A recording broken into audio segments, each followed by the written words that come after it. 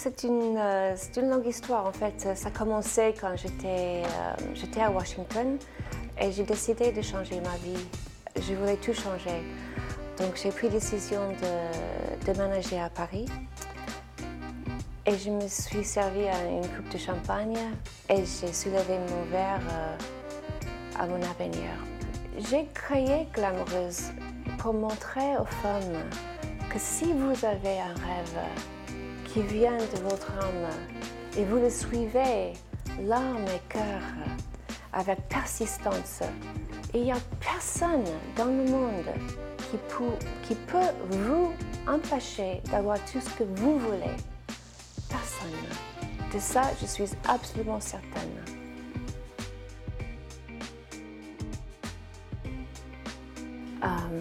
Même si je trouve que mes bouteilles sont des objets de luxe, le champagne c'est de très haute qualité,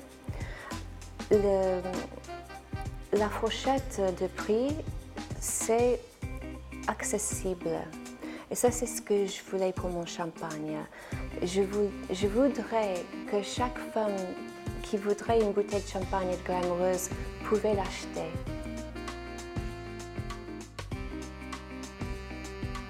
Je n'ai pas une bouteille préférée, mais la bouteille princesse, le noir là, ça c'est la bouteille qui a lancé Glamoureuse. Et elle, c'était ma première bouteille. Et on a lancé Glamoureuse avec elle à la place de la Concorde pendant Fashion Week 2011 avec Vivienne Westwood.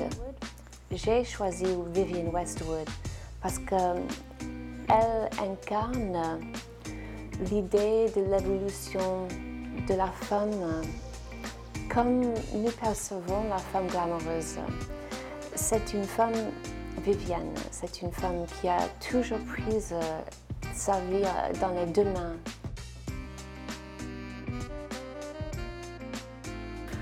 Alors, donc, j'ai trois cuvées différentes. La première cuvée, la cuvée princesse, c'est la bouteille noire. Ça, c'est une cuvée brute classique. Donc, 50% Pinot Meunier, 25% Chardonnay et 25% Pinot Noir. Le Pinot Meunier, ça donne assez de fruits. Le Chardonnay, c'est pour la finesse. Le Pinot Noir, c'est pour la structure du vin. Après, il y a une effervescence qui est absolument top. C'est une chose indispensable pour moi dans le champagne. Les bulles sont fines, il y a des notes d'agrumes, de vanille, et c'est vraiment très très léger.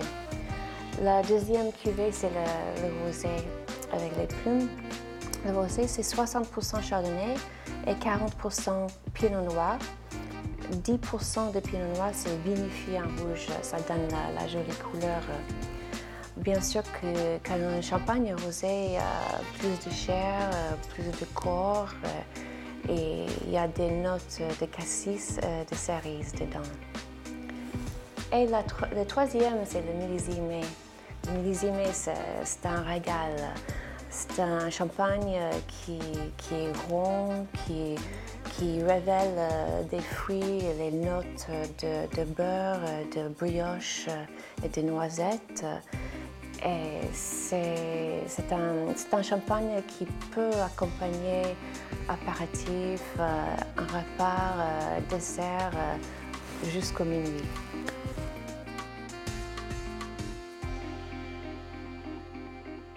Il n'y a pas de question, c'est absolument indispensable que je suis là. C'est mon champagne. Donc je suis là pour le vendange, je suis là pendant le processus et le moment que c'est nécessaire de enlever les bouchons, de remettre un petit peu de parfum dans le champagne, je suis là.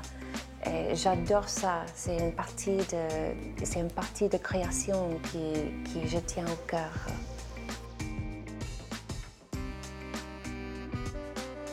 Il n'y a aucune règle, aucune. Mais personnellement, je trouve que très souvent, les gens soulèvent un verre de champagne pour fêter, les événements qui s'est déjà produit. Moi, la façon que je vois une coupe de glamoureuse, chaque coupe contient une promesse de ce que vous espérez, tout ce que vous rêvez et ce que pourrait être.